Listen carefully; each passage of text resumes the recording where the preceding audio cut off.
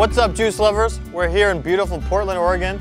We're gonna meet up with my friend Katrina, who started a nonprofit that takes produce waste, makes healthy snacks for children and people in need. Let's go check it out.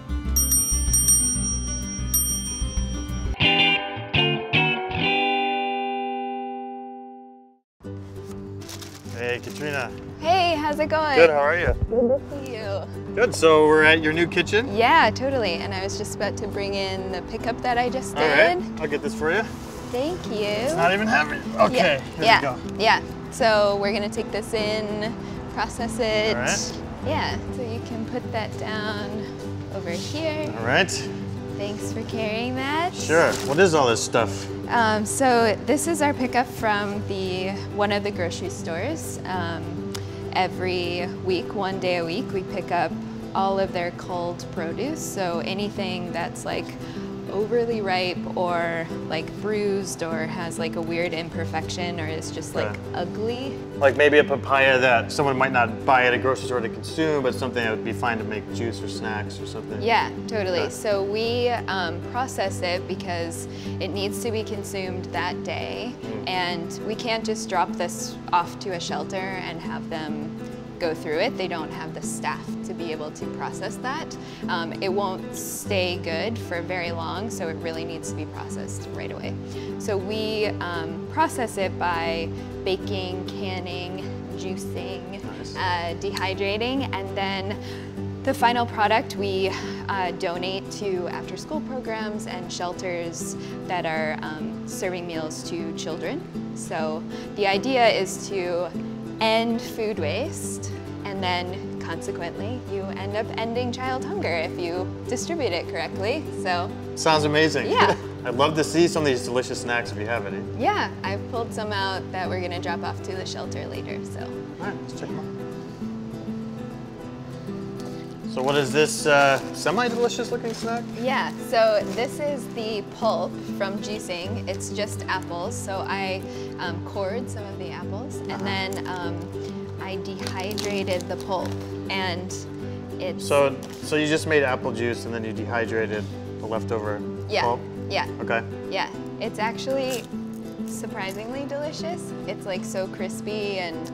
It's actually pretty good. You know what it tastes like? Those apple chips you can buy? Yeah, exactly. And this is one of your famous Otter Pops here? Yes, you'll have to try it. Okay. Yeah, it's so it's just the apple juice. Just straight apple juice? Yeah, just frozen.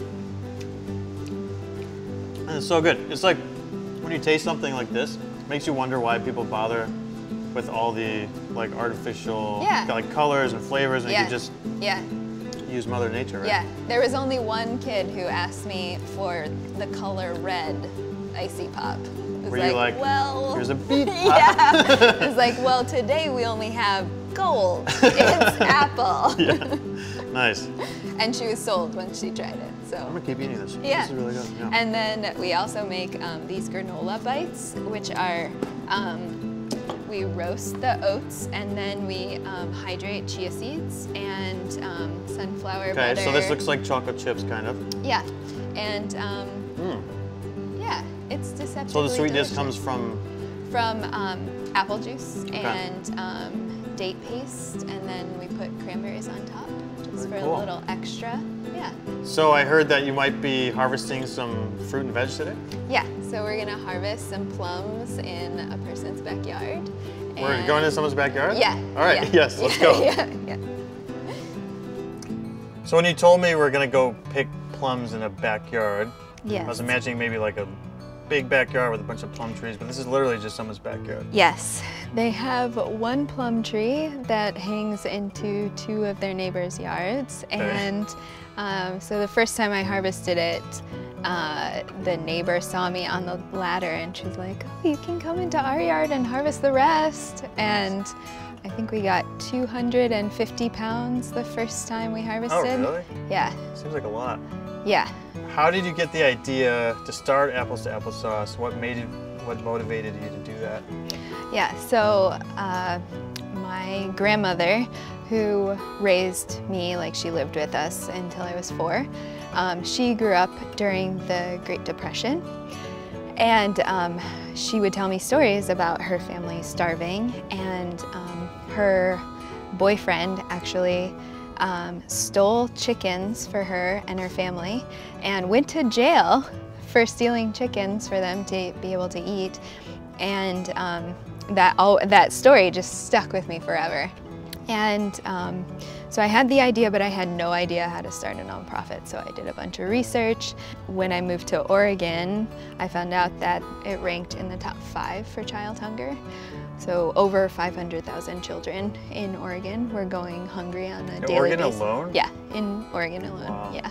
And I was talking to my farmer friend who was saying that, yeah, like if they don't have an end user for that row of kale, they'll just till it under because it doesn't make sense for them to harvest it with nobody to purchase it.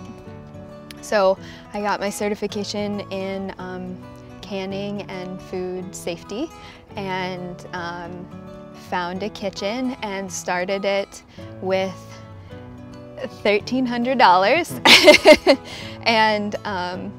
And our first year I had a budget of approximately $3,000, and we were able to process 3,000 pounds of food. Yeah. Do you find yourself turning away donations because you're getting too much ever? No, there are 2 other nonprofits that harvest.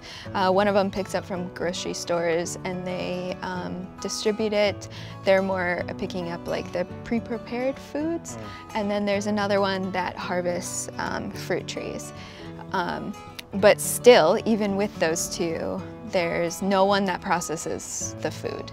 And so we're hoping to partner with other nonprofits in cities that either do one part of the process, you know, either they could distribute the snacks for us, or they could harvest and then get the harvest to us, you know, like either way. We just want to create a community based on like ending child hunger by ending food waste. So, yeah. So that's great for Portland area. Yeah.